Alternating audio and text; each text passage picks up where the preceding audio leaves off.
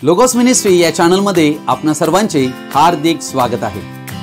प्रभू येशू ख्रिस्त जो संपूर्ण जगाचा उद्धार करता त्याच्या अति पवित्र व सामर्थ्यवान नावाने मी ॲलन लोबो आपणा सर्वांना शुभेच्छा देत आहे। हे चॅनल सबस्क्राइब करणाऱ्या सर्वांचे मी हृदयपूर्वक आभारी आहे। जर तुम्ही हे चॅनल अजून सबस्क्राइब केले नसेल तर कृपया तुम्ही लाईक करा, सबस्क्राइब करा व तुम्हाला संदेशाचे नोटिफिकेशन कायम मिळण्यासाठी बेल रिंग प्रेस करा। Thank you, God bless you.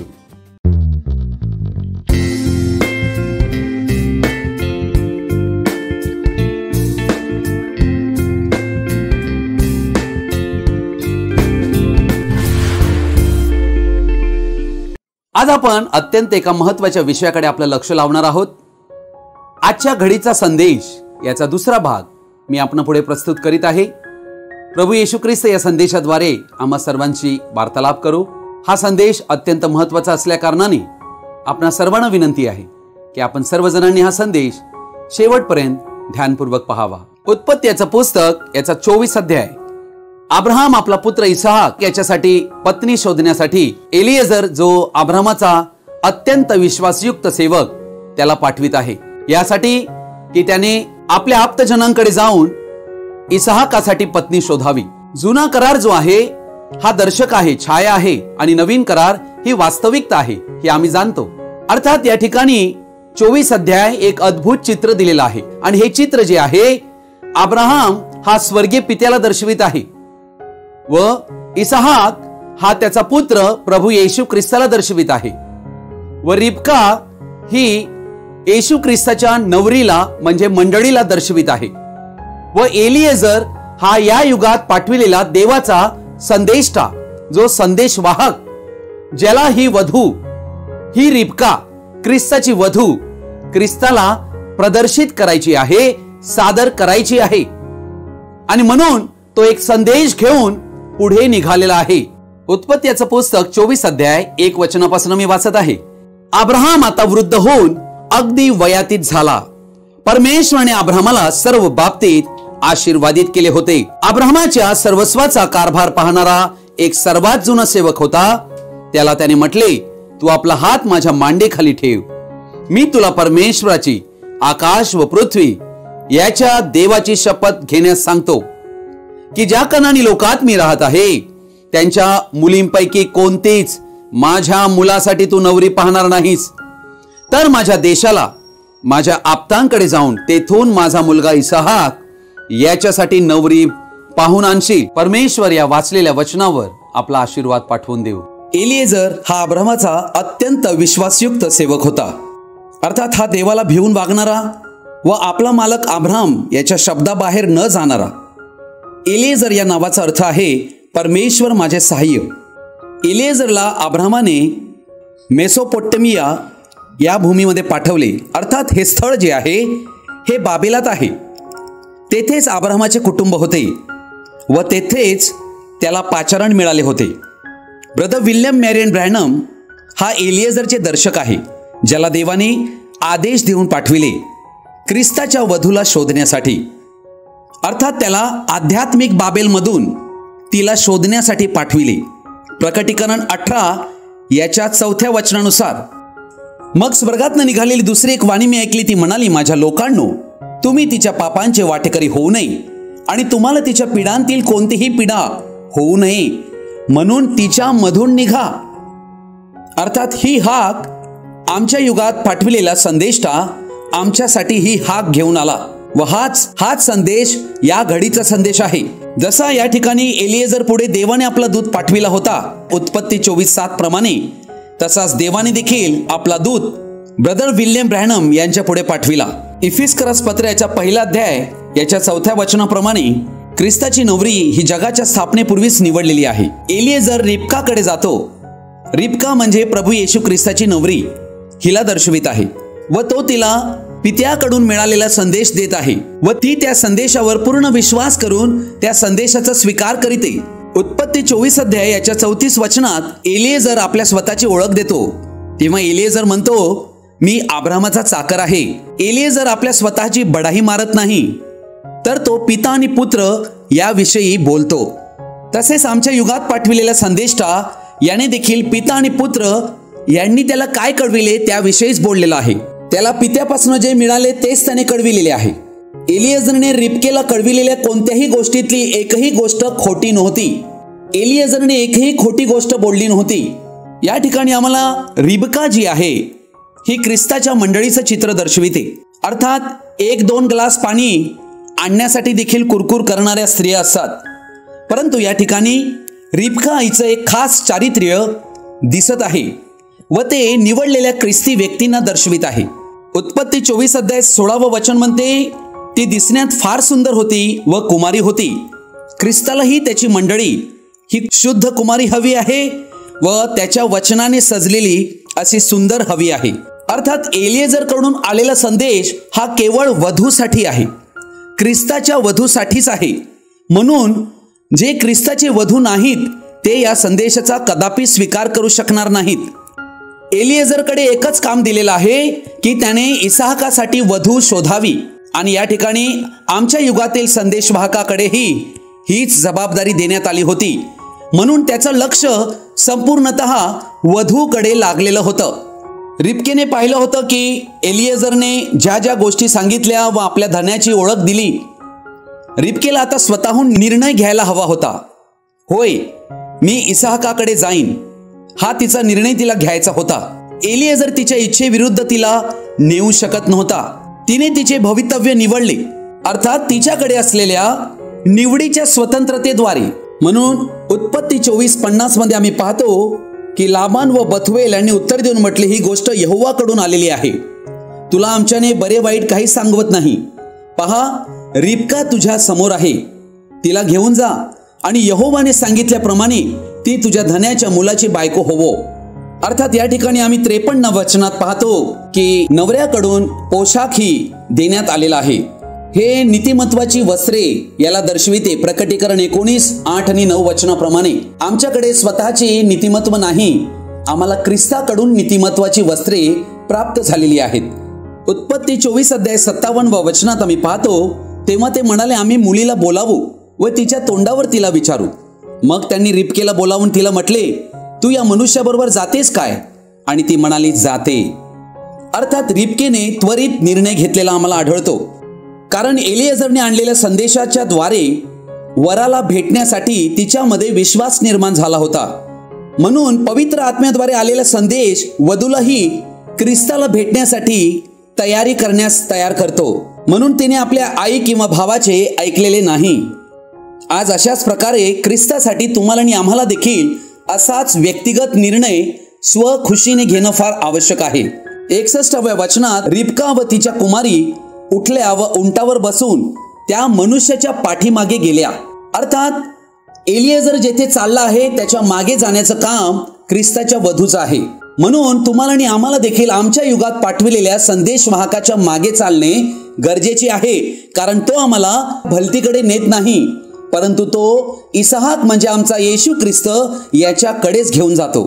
ज्या उंटाला रिबकेने पाणी पाजले होते व त्या उंटाची सेवा केली होती, तोच तो उंट तिच्या प्रियकराकडे तिला घेऊन चाललेला आहे. उंट हा पवित्र आत्म्याच्या सामर्थ्याला दर्शवितो. ज्याची आम्ही आज सेवा करीत आहोत तोच स्वर्गरोहणात आम्हाला उचलून घेऊन जाईल, हे त्याला दर्शवित आहे. उत्पत्ती 24 अध्यायाच्या 63 वचनात आम्ही पाहतो, इसहाक हा संध्याकाळच्या वेळेला ध्यान करण्यासाठी राहण्यात आलेला आहे, अर्थात आपल्या घरापासून दूर आहे. आणि त्या वेळेला 64 वचनात रिबकेने आपले डोळे वर करून इसहाकाला पाहिले तेव्हा ती उंटावरून उतरली. रिबकेला अजूनपर्यंत एलिएझरने ओळख दिली नाही, पण रिबकेने आपल्या पतीला इसहाकाला आपल्या धन्याला लगेच ओळखलेला आहे. 65 वचनात आम्ही पाहतो, ती सेवकाला म्हणाली, हा जो पुरुष आम्हाला भेटायला रानात चालत येत आहे तो कोण आहे? सेवक म्हणाला, तो माझा धनी आहे. अर्थात संदेष्टाने या ठिकाणी प्रियकराची ओळख करून दिली आणि तिने आपला बुरखा घेऊन आपणाला झाकले, म्हणजे ती मस्तकाच्या अधीन झाली. मस्तकाला ती आदर देत होती. इसहाक आपल्या पित्याच्या घरापासून दूर आणि वधू ही आपल्या पित्याच्या घरापासून दूर, अशा प्रकारे हे चित्र 1 थेसलोनिके 4 अध्यायात म्हटल्याप्रमाणे अवकाशातच आम्ही ख्रिस्ताला भेटणार आहोत याचं हे चित्र दर्शविलेलं आहे. व 67 वचन म्हणते, त्याने रिबकेचा अंगीकार केला व ती त्याची बायको झाली. आणि त्याचे तिच्यावर प्रेम होते. अर्थात आम्ही येशूला कधीच पाहिले नाही, परंतु येशूचे आमच्यावर पहिल्यापासूनच प्रेम आहे याचं दर्शक या ठिकाणी दर्शविलेलं आहे. गेल्या 2000 वर्षाच्या काळामध्ये देवाने 7 मंडळी युगामध्ये वेगवेगळ्या प्रकारे आपले वेगवेगळे संदेशवाहक वेगवेगळ्या मंडळी युगासाठी देवाने पाठविले. अर्थात देवाने हे कार्य मनुष्याला निर्माण केल्यापासून सातत्याने हे कार्य तो करीत आलेला आहे. अर्थात देवाने दिलेल्या भविष्यवाण्या जे शास्त्रलेखामध्ये आहेत त्या पिढीमध्ये पूर्ण व्हाव्या म्हणून देवाने आपला संदेशवाहक आपला संदेश घेऊन त्या युगात पाठविलेला आहे. पण आम्हाला हे आढळते की बहुतेक करून सर्वच लोक देवाच्या या संदेशवाहकाला न ओळखल्या कारणाने संदेशाचाही ते इन्कार करत आलेले आहे. अशा प्रकारचा इतिहास संपूर्ण बायबलमध्ये आणि या गेल्या 2000 वर्षाच्या काळामध्ये आम्हाला आढळतो. मार्टिन लुथर याच्या काळामध्ये 16व्या शतकामध्ये देवाने मार्टिन लुथरद्वारे एक संदेश आणला. माझा न्यायी मनुष्य विश्वासाने जगेल. आणि या संदेशाद्वारे त्या युगामध्ये अद्भुत कार्य झालं आणि प्रभूचे लोक विश्वासाकडे वळाले. त्यानंतर आम्ही 18व्या शतकामध्ये पाहतो जॉन वेस्ली नावाचा एक सेवक देवाने उभा केला. त्या सेवकाद्वारे देवाने पवित्रीकरणाचा संदेश आणला. म्हणजे पवित्रीकरणाचा संदेश म्हणजे पवित्र जीवन व शुद्ध हृदय हे ख्रिस्ती व्यक्तींकडे असणं अत्यावश्यक आहे. अशा प्रकारचा संदेश त्याच्याद्वारे देवाने पाठविला. त्यानंतर 1906 साली अझुसा स्ट्रीट अमेरिकेत लॉस एंजल्स या ठिकाणी देवाने विल्यम सेम्युर यांना त्या ठिकाणी पाठवलं. त्यांच्याद्वारे पवित्र आत्म्याद्वारे जी दानवरदानं आहेत ही प्रकट केली गेली, त्यांची पुनर्उभारणी केली गेली. अर्थात ही दानवरदानं यांची पुनर्उभारणी याचा अर्थ अन्य भाषा बोलणे किंवा भविष्यवाद करणे यासारखी अनेक वरदानं यांची पुनर्उभारणी केली गेली. देवाने ह्या आपल्या सेवकांना पाठवून देवाच्या सामर्थ्याचा अनुभव त्या वेळेच्या पिढीला देवाने दिला व त्या लोकांनी देवाच्या सत्याचा स्वीकार केला व लाखो लोकांनी त्याचा अनुभव घेतला व त्यांच्या जीवनामध्ये अद्भुत बदल घडला. परंतु देवाला अजून हवे होते की त्याची मंडळी पवित्र आत्म्याच्या बाप्तिस्मा पावलेली व्हावी आणि स्वर्गरोहणासाठी सिद्ध व्हावी. आणि आज आम्ही त्याच काळात येऊन पोहोचलेलो आहोत. आमच्या नंतर असं कोणतं युग येणार नाही. आम्ही युगाच्या अंताला पोहोचलो आहोत आणि आताच ख्रिस्ताच्या नवरीचे स्वर्गरोहण अत्यंत जवळ आहे. त्यासाठीच देवाने आपला संदेशवाहक पाठविला व आमच्या युगासाठी देवाने या घडीचा संदेश आमच्यासाठी पाठवून दिला. आमच्या युगामध्ये पवित्र आत्म्याचा बाप्तिस्मा हा संदेश भाऊ विल्यम ब्रॅनम यांच्याद्वारे आलेला आहे. अर्थात हाच या घडीचा संदेश आहे. आम्हाला पवित्र आत्म्याचा बाप्तिस्मा कसा मिळेल याविषयीचं सत्य भाऊ विल्यम ब्रॅनम यांच्याद्वारे देवाने अंत समयात पाठवलेलं आहे व पवित्र आत्म्याचा बाप्तिस्मा मिळणे अत्यंत आवश्यक आहे. त्याशिवाय ख्रिस्ताच्या मंडळीचे स्वर्गरोहण होऊ शकत नाही. अर्थात या घडीचा संदेश येशू ख्रिस्ताची नवरी म्हणजे मंडळी हिला स्वर्गरोहणासाठी तयार करण्यासाठी आहे. अर्थात हा संदेश जगातील सर्व ख्रिस्ती लोकांसाठी नाही आहे. हा संदेश केवळ ख्रिस्ताची जी नवरी स्वर्गरोहणात जाणार आहे तिच्यासाठीच आहे. तिची पुनर्उभारणी होईल पहिली गोष्ट. दुसरी गोष्ट तिला देवाच्या सत्य वचनाचे प्रकटीकरण प्राप्त होईल. तिसरी गोष्ट ख्रिस्ताची नवरी सज्ज होऊन ती स्वर्गरोहणामध्ये निघून जाईल. देवाचा या वेळेचा संदेश आमच्याकडे पोहोचला आहे. देवाचा धन्यवाद होवो. या वेळेचा संदेश ही भविष्यवाण्या व देवाची अभिवचने जी बायबलमध्ये आहेत त्याला पूर्ण करीत आहे. या वेळेचा संदेश काय आहे हे समजणं फारच आवश्यक आहे. कारण प्रत्येक युगामध्ये त्या वेळेचा संदेश देवाने संदेशवाहकाला पाठवून आपला संदेश लोकांपर्यंत पोहोचविलेला आहे. यासाठी की त्यांनी तो संदेश ऐकून स्वीकारून त्याप्रमाणे योग्य कृती करावी. परंतु सर्वसाधारणपणे आम्हाला आढळते की देवाचा संदेश प्रत्येक युगात सर्वाधिक लोकांकडून नाकारण्यात आलेला आहे. याला कारण काय? मत्तेकृत शुभवर्तमान याचा 13व्या अध्यायात प्रभू येशू ख्रिस्ताने भविष्यवाणी केली की देवाचा संदेश हा विचारवंत व ज्ञानी तत्वज्ञानी लोकांपासून गुप्त ठेवण्यात आलेला आहे. म्हणजे मत्तेकृत शुभवर्तमान 13 अध्याय 13व्या वचनापासून मी वाचत आहे. यास्तव मी त्यांच्याबरोबर दाखल्यांनी बोलतो, कारण ते पाहत असता पाहत नाहीत व ऐकत असता ऐकत नाहीत व त्यांना समजतही नाही. यशायाचा संदेश त्यांच्याविषयी पूर्ण होत आहे, तो असा की तुम्ही ऐकाल तर खरे परंतु तुम्हाला समजणारच नाही व पाहाल तर खरे परंतु तुम्हाला दिसणारच नाही. कारण या लोकांचे अंतःकरण जड झाले आहे. ते कानांनी मंद ऐकतात आणि त्यांनी आपले डोळे मिटून घेतले आहेत, यासाठी की त्यांनी डोळ्यांनी पाहू नये, कानांनी ऐकू नये, अंतःकरणाने समजू नये, वळू नये आणि मी त्यांना बरे करू नये. पण धन्य तुमचे डोळे, कारण ते पाहत आहेत, आणि तुमचे कान, कारण ते ऐकत आहेत. हेच या युगाच्या संदेशाविषयी आहे. अर्थात प्रत्येक युगात हेच घडलेलं आहे. याविषयीची भविष्यवाणी प्रभू येशू ख्रिस्ताने दिली. प्रश्न हा आहे, काय आजच्या वेळेचा संदेश माझ्यापासून लपविण्यात तर आलेला नाही ना? मला या वेळेचा संदेश संपूर्णतः कळला आहे काय? मी त्याचा स्वीकार केला आहे काय? ही गोष्ट अत्यंत महत्त्वाची आहे. या वेळेचा संदेश 3 शब्दामध्ये आम्ही सांगू शकतो, आणि ते 3 शब्द, त्यापैकी पहिला शब्द हा आहे रिस्टोरेशन, म्हणजे पुनर्उभारणी. दुसरा शब्द आहे प्रकट करणे, म्हणजे टू रिव्हील, आणि तिसरा शब्द आहे रॅप्चर, म्हणजे ख्रिस्ताच्या मंडळीचे स्वर्गरोहण. या 3 गोष्टींवर आधारित आजच्या वेळेचा संदेश आहे. मी आपणापुढे काही वेळेतच भविष्यवाण्या आणि शास्त्रलेखाची अभिवचने प्रकट करणार आहे, ज्या आम्हाला आमच्या पुनरुभारणीसाठी, प्रकटीकरणासाठी व स्वर्गरोहणासाठी शिकवितील. प्रेषितांची कृत्ये 3 अध्याय 21 वचन.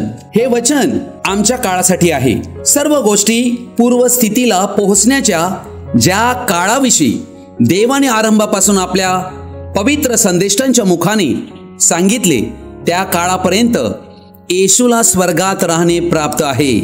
अर्थात या वचनांतून आम्हाला असं आढळत आहे, पहिली गोष्ट ज्याविषयी देवाने अभिवचन दिले आहे त्याच्या कलिसियासाठी, की सर्व गोष्टींची पुनर्उभारणी व्हावी. म्हणजे पेंटिकॉस्टच्या दिवसापासून ते आजपर्यंत या 2000 वर्षाच्या काळात ख्रिस्ताच्या मंडळीकडून जे काही हरवले गेले, म्हणजे जे सत्य लुप्त झाले किंवा जे सत्य नाकारण्यात आले होते, त्याकडे आजच्या वेळेच्या संदेशाद्वारे त्यांना पुन्हा उभारण्यात यावे. तिथपर्यंत येशूला स्वर्गात राहणे क्रमप्राप्त आहे. जर मंडळीची पुनरुभारणी होत नाही तर ख्रिस्त येशू मंडळीला नेण्यासाठी येऊ शकत नाही. म्हणून या ठिकाणी 21व्या वचनात ही भविष्यवाणी आम्ही पाहत आहोत की सर्व गोष्टी पूर्वस्थितीला पोहोचण्याच्या ज्या काळाविषयी, तोच काळ आज आहे ज्यात तुम्ही आणि आम्ही राहत आहोत. व देवाचं सत्य वचन आजच्या युगातील संदेशाच्या द्वारे पूर्वस्थितीला आजची ख्रिस्ताची मंडळी आजच्या युगाचा संदेशाचा स्वीकार केल्या कारणाने पूर्वस्थितीला पूर्णतः पोहोचण्याच्या मार्गात आहे. ही एक प्रक्रिया आहे व ती लवकरच समाप्त होईल. मग ख्रिस्त येशू आपल्या मध्यस्थीची सेवा समाप्त करून या जगात ख्रिस्ताच्या मंडळीला स्वर्गरोहणात घेऊन जाण्यासाठी येईल. मत्तेकृत शुभवर्तमान 17 अध्याय 11 वचन म्हणते, त्याने उत्तर दिले, एलिया येऊन सर्व काही यथास्थित करील हे खरे. अर्थात हे वचन प्रभू येशू ख्रिस्ताने रूपांतराच्या डोंगरावरून येताना पेत्र, योहान, याकोब यांनी प्रश्न विचारलेला असताना त्यांना त्याविषयी उत्तर दिले. अर्थात एलियाचं कार्य या ठिकाणी दाखवलेलं आहे की तो सर्व काही यथास्थित करील. यथास्थित करील याचा अर्थ पुनर्उभारणी करील. व हेच एलियाच्या आत्म्याचं कार्य होतं, जे मलाकी 4 अध्याय 5 आणि 6 वचनात आमच्या युगासाठी देवाने आपल्या दिलेल्या वचनाप्रमाणे एलियाच्या आत्म्याद्वारे एक संदेश पाठविला व त्याच्याद्वारे आमच्या युगासाठी हा संदेश देवाने दिला. त्या आत्म्याद्वारे आलेला संदेशच आम्हा सर्वांना पुन्हा उभारील व आम्हाला प्रकटीकरण देईल व स्वर्गारोहणात देखील घेऊन जाईल. प्रकटीकरण 10 अध्यायामध्ये जे लहानसे उघडलेले पुस्तक बलवान दूत घेऊन आला, हा बलवान दूत स्वतः प्रभू येशू ख्रिस्त आहे. अर्थात हे पुस्तक आम्हाला प्रकटीकरण 5व्या अध्यायात आढळते. त्या पुस्तकाच्या गुंडाळ्या उघडावयास ज्या पुस्तकात पाहण्यास कोणीच समर्थ नव्हता, स्वर्गातही नाही, पृथ्वीवरही नाही आणि पृथ्वी खालीही नव्हता. आणि केवळ प्रभू येशू ख्रिस्त जो निर्दोष, निष्कलंक आणि अति पवित्र असा देवाचा वधला गेलेला कोकरा, तोच केवळ ती गुंडाळी घ्यावयास समर्थ होता. म्हणून त्याने ते सर्व शिक्के उघडून त्या ठिकाणी प्रकटीकरण 10 अध्यायामध्ये तो ते घेऊन आलेला आहे. 7 शिक्के येशू ख्रिस्ताद्वारे उघडले गेलेले आहेत आणि आता ते मंडळीकडे त्याच्या संदेशवाहकाद्वारे लाउदिकिया म्हणजे स्वर्गारोहण ज्या युगात होणार त्या युगांतील लोकांसाठी पाठवून दिलेलं आहे. आता आमचे कार्य ते लहानसे पुस्तक खाणे आहे. ते खाल्ल्यावर आम्हाला गोड वाटेल, पण त्याद्वारे आमचे पोट कडू होणार आहे, असे प्रकटीकरण 10 अध्यायामध्ये आम्हाला आढळते. प्रकटीकरण 10वा अध्याय 1 ते 7 वचन आमच्या काळात, आमच्या दिवसात पूर्ण झालेला आहे. प्रकटीकरण 10वा अध्याय याचं 7वं वचन, तर 7व्या देवदूताची वाणी होईल त्या दिवसात, म्हणजे तो देवदूत कर्णा वाजविण्याच्या बेतात असेल, तेव्हा देवाने आपले दास संदेष्टे या सुवार्ता सांगितली, तदनुसार त्याचे गुज पूर्ण होईल. हे वचन आमच्या युगाच्या संदेशाविषयी बोलत आहे. देवाने 7वा दूत म्हणजे प्रकटीकरण 3रा अध्याय याच्या 14 वचनानुसार व मलाकी 4था अध्याय 5 आणि 6 वचनानुसार आपला एक संदेष्टा लाउदिकिया मंडळी युगासाठी, म्हणजे या शेवटच्या मंडळी युगासाठी पाठविला. त्या संदेशवाहकाच्या दिवसात, म्हणजे तो संदेशवाहक कर्णा वाजविण्याच्या बेतात असेल. कर्ण म्हणजे शुभवर्तमानाची घोषणा, कर्ण म्हणजे देवाची वाणी आहे. या करण्याचा नाद ओळखला गेला पाहिजे. तो जर ओळखू तरच त्याच्या मागे असणारा संदेश आम्हाला समजू शकेल. म्हणून आजच्या घडीचा संदेश हा गॉस्पल ट्रम्पेट आहे. शुभवर्तमानाची तुतारी कर्ण आहे. हे अभिवचन देवाकडून देण्यात आलेले आहे, जे प्रभू येशू ख्रिस्ताच्या दुसऱ्या येण्याच्या आधी काय होईल त्याविषयी म्हणत आहे. अर्थात या ठिकाणी देवाचे गुज पूर्ण होईल असं हे वचन म्हणत आहे. याचा अर्थ 7व्या दूताद्वारे, म्हणजे या मंडळीच्या युगातील संदेशवाहकाच्या द्वारे देव रहस्य प्रकट करील व 7व्या देवदूताच्या वाणीच्या दिवसात आज तुम्ही आणि आम्ही राहत आहोत.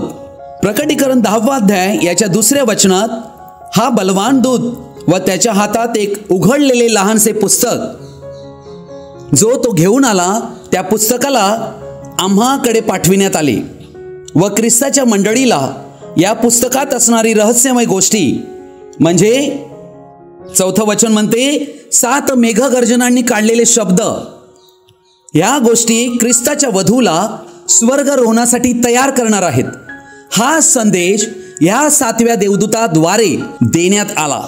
आमोसाचं पुस्तक 3रा अध्याय 7वं वचन म्हणते, प्रभू परमेश्वर आपले रहस्य आपले सेवक संदेष्टे यास कळविल्याशिवाय खरोखर काहीच करीत नाही.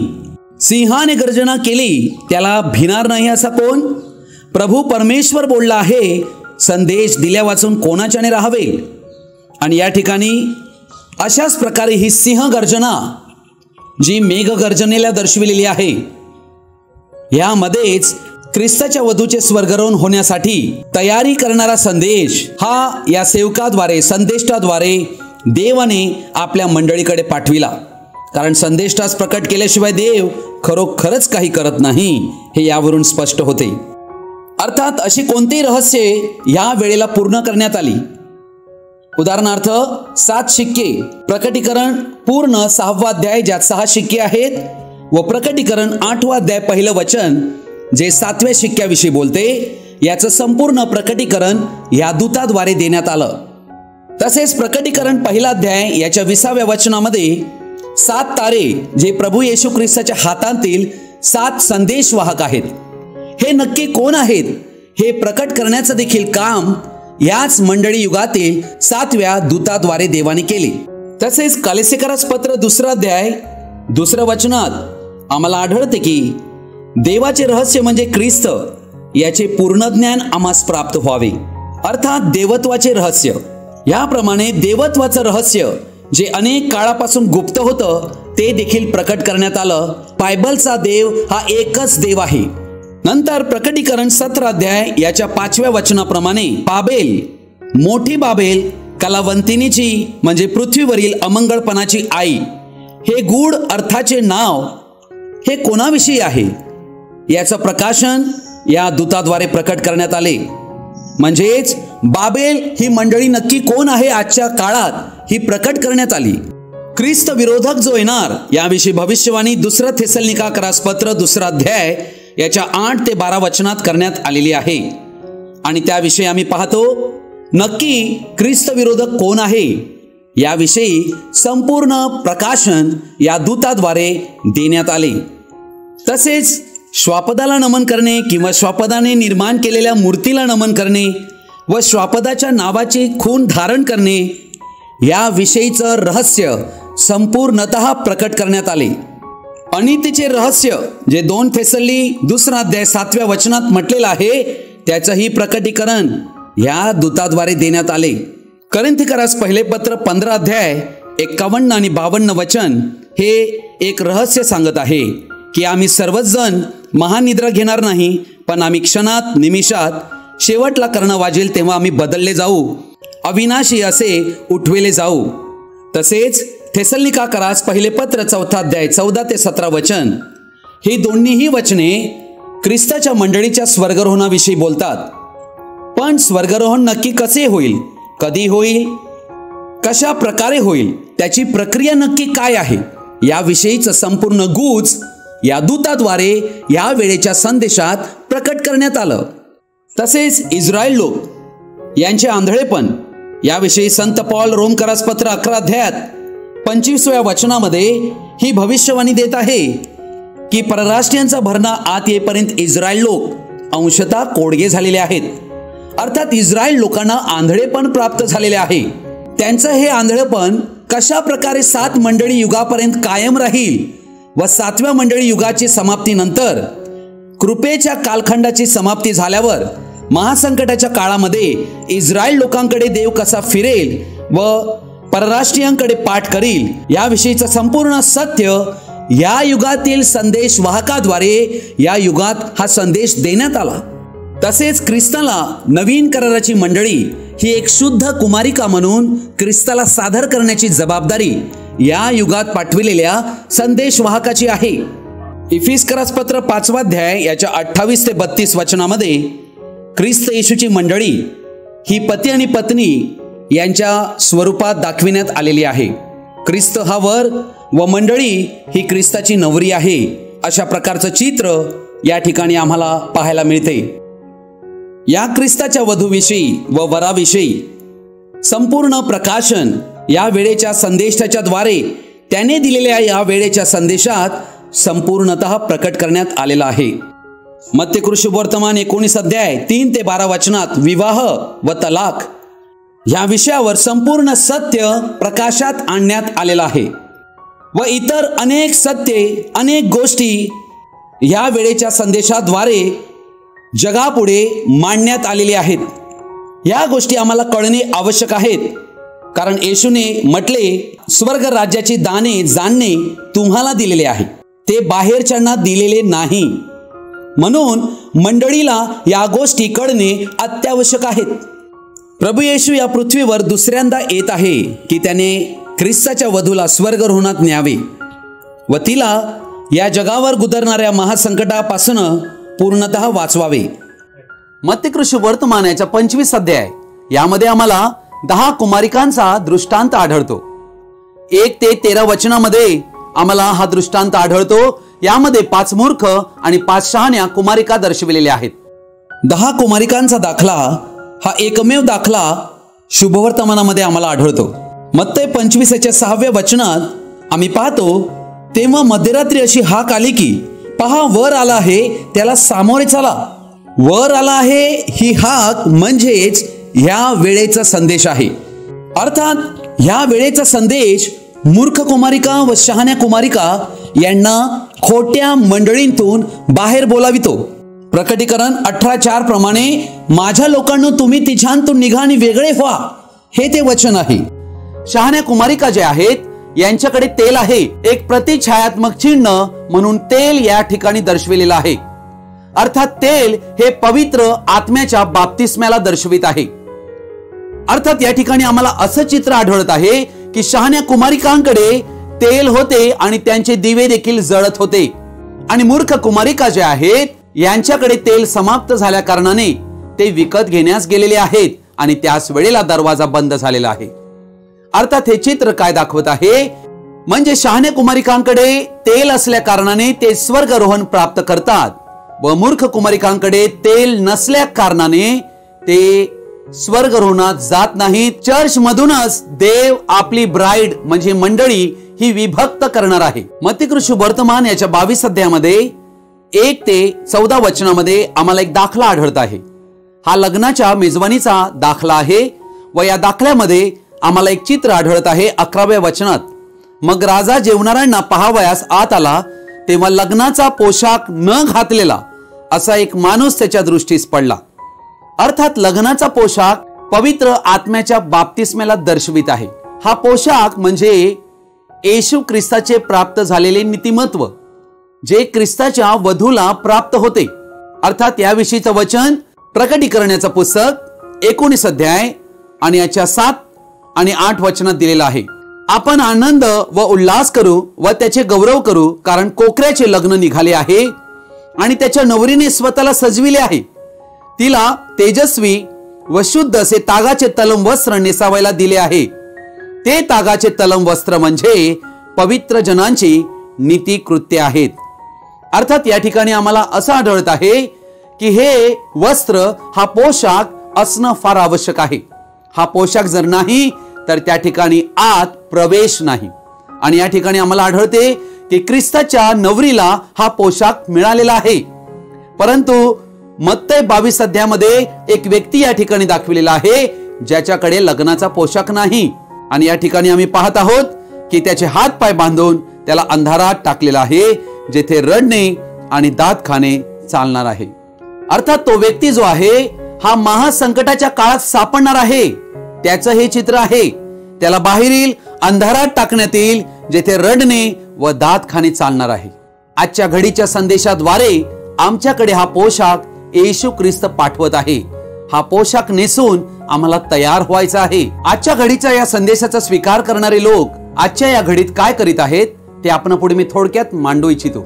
देवाच्या वचनाच्या जलस्नानाने ते आपल्या स्वतःला तयार करीत आहेत व त्याविषयी ते प्रचारही करीत आहेत. हा संदेश स्वीकारणारे लोक प्रभू येशू ख्रिस्ताच्या नावात बाप्तिस्मा घेत आहेत, प्रेषित 2:38 वचनाप्रमाणे. कारण प्रभू येशू ख्रिस्ताने मत्ती 28:19 अध्यायामध्ये बाप्तिस्मा देण्याची आज्ञा दिली, परंतु त्याचा फॉर्म्युला पवित्र आत्मा पेंटिकॉस्टच्या दिवशी जेव्हा आला तेव्हा पेत्राला प्रभू येशू ख्रिस्त हे एक नाव प्रकट करण्यात आलं, ज्या नावामध्ये आम्हाला आढळते की प्रेषितांनी 3000 लोकांना बाप्तिस्मा दिलेला आम्हाला आढळतो. आणि तोच बाप्तिस्मा प्रेषितांनी पुढेही प्रभू येशू ख्रिस्ताच्या नावात दिलेला आहे. या घडीच्या संदेशाचा स्वीकार करणारे लोक प्रभू येशू ख्रिस्ताच्या नावाचा बाप्तिस्मा घेतात, कारण एकमेव वचन संपूर्ण बायबलमध्ये आहे, प्रेषित 2:38, पवित्र आत्मा प्राप्त करण्याचं एकमेव माध्यम. आणि म्हणून आजच्या सांप्रदायिक मंडळ्या या बाप्तिस्म्याचा स्वीकार करीत नाही. ते ओनली जीसस वगैरे सारखे शब्द बोलून या देवाच्या वचनाचा स्पष्टपणे नकार करीत आहे. या गोष्टीची दक्षता विश्वासणाऱ्या व्यक्तींनी घ्यायला हवी. आम्ही कोणत्याही सांप्रदायिक मंडळीच्या अधीन नाही, आम्ही देवाच्या वचनाला बांधलेले आहोत. म्हणूनच मूर्ख कुमारिका यांच्याकडे तेल का आढळत नाही याचं प्रमुख कारण हे आहे, कारण त्यांनी हा बाप्तिस्मा याचा नकार केलेला आहे. म्हणून या घडीचा संदेश स्वीकारणारे लोक मत्ती 24 अध्याय याच्या 14 वचनाप्रमाणे संपूर्ण जगात ह्या देवाच्या संदेशाची घोषणा करण्याचं कार्य करीत आहेत, प्रचार करीत आहेत व त्या सर्वांमार्फत ते देवाचा संदेश या जगापर्यंत पोहोचवित आहेत. कारण तो संदेश पोहोचला जाईल तेव्हाच येशू ख्रिस्ताचे दुसरे येणे होईल. प्रभू येशू ख्रिस्ताची इच्छा आपल्या मंडळीविषयी ही आहे की मंडळीने पवित्र बोलावे, पवित्र विचार करावा व पवित्रते नेसावे, पवित्र जीवन जगावे व प्रत्येक कृती जशी आरंभीच्या मंडळीची, पेंटिकॉस्ट मंडळीची होती तशीच व्हावी. थेसलोनिकास पहिले पत्र याचा 4 अध्याय 17 वचन. नंतर जिवंत उरलेले आपण त्यांच्याबरोबर प्रभूला सामोर होण्यासाठी मेघारूढ असे अंतराळात घेतले जाऊ आणि तसेच सदा सर्वदा प्रभूजवळ राहू. आमेन. अर्थात ख्रिस्त येशूच्या मंडळीचं स्वर्गारोहण होईल व ख्रिस्ताची मंडळी ख्रिस्ताबरोबर कायम राहील. प्रभू येशू ख्रिस्ताची कृपा, शांती, आनंद आणि प्रेम तुम्हा सर्वांसंगती कायम राहो. आमेन. आजचा हा संदेश तुम्ही सर्वजणांनी शेवटपर्यंत व ध्यानपूर्वक पाहिल्याबद्दल तुम्हा सर्वांचा मी हृदयपूर्वक आभारी आहे.